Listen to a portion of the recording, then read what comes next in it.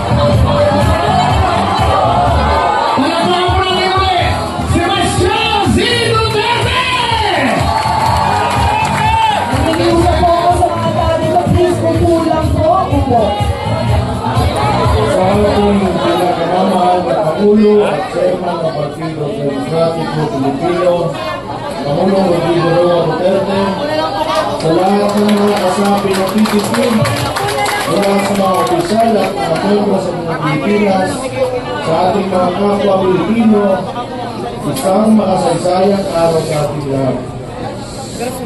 Kaus-puso ako nagpapasalamat sa bawat isa sa inyo sa patuloy na pagtitiwala sa Partido Demokratiko Pilipino at sa mga advokasya na ating ipinaglalaban.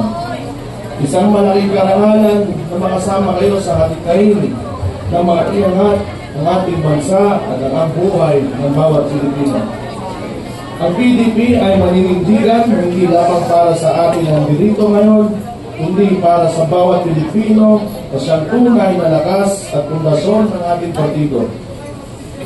Higit 4 na dekada ang nakaraan na buo at nanindigan ng PDP laban upang tutulan ang mapang-abusong rehimeng Ferdinand Marcos Sr.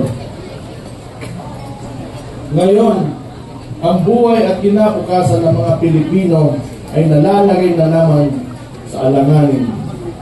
Habang nagsusumikap tayong humakbang patungo sa isang maunlad na bukas, ay pilit naman tayong hinihila pabalik ng administrasyong ni Ferdinand Marcos Jr.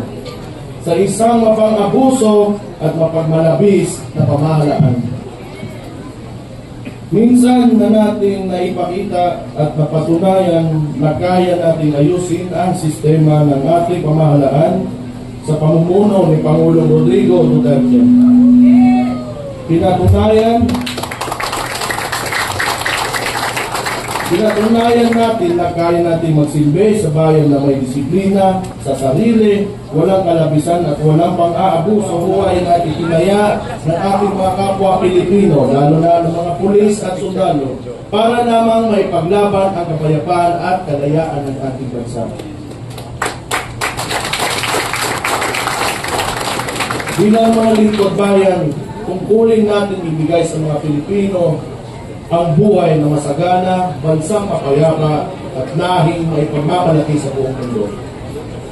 Bilang mga tunay na kasapi ng PDP at boses ng mga Pilipino, patuloy tayong makikilahok, magsasalita at makikipaglaban. Mga kapatid, nagsisimula pa lamang tayo.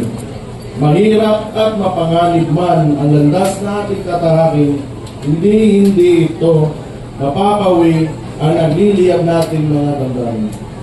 para sa isang mapayapa at maunlad na bansa.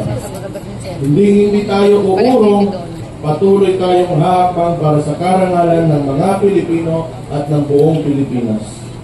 Walang makakapigil sa atin kapag tayo ay magkakaisa at buong pusong mag-aalay ng ating buhay para sa kinabukasan ng ating pinakamamahal na bayan. Ipaglaban natin ang kinabukasan ng mga kabataan.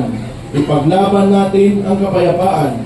Ipaglaban natin ang malinis, tapat, at makatao na pamahalaan. Ipaglaban natin ang ating bayan.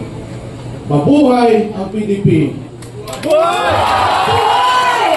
Mabuhay ang Pilipinas! Mabuhay! Mabuhay ang Pilipino! Mabuhay! Maraming salamat sa inyo. Mabuhay si Baste! Mabuhay ka, Mayor Baste Duterte! Hindi mo lang mahal ang Pilipinas, ang gwapo-gwapo mo ba? Hello, girl! Mahal ka namin! Mahal ka namin! Wow! Oh, diba? May pinagmanaan kasi. Siyempre! Mana sa daddy, di ba? Speaking of kagwapuan, abay sunod na natin. Magsiupo na po ang lahat at nakikiusap po kami, patuloy po natin bigyan ng espasyo ang gitna. Tabi lang po tayo sa gilid. Maraming salamat po. Tabi lang po tayo para po nakakakita ang mga nasa likuran. Salamat po ulit. Ang tanong ko sa taong bayan! Po tayo on the sides. Pwede dito sa kanan, pwede dito sa kaliwa. Let us keep yung gitna open kasi po marami pong mga cameras na nasa likod. So, konting consideration lang din po sa mga cameras sa likod. So, wala pong pwedeng tumayo dito sa gitna in consideration of the cameras. Bilang mga Pilipino, bigayan po tayo, di ba? So, let's consider each other. Thank you.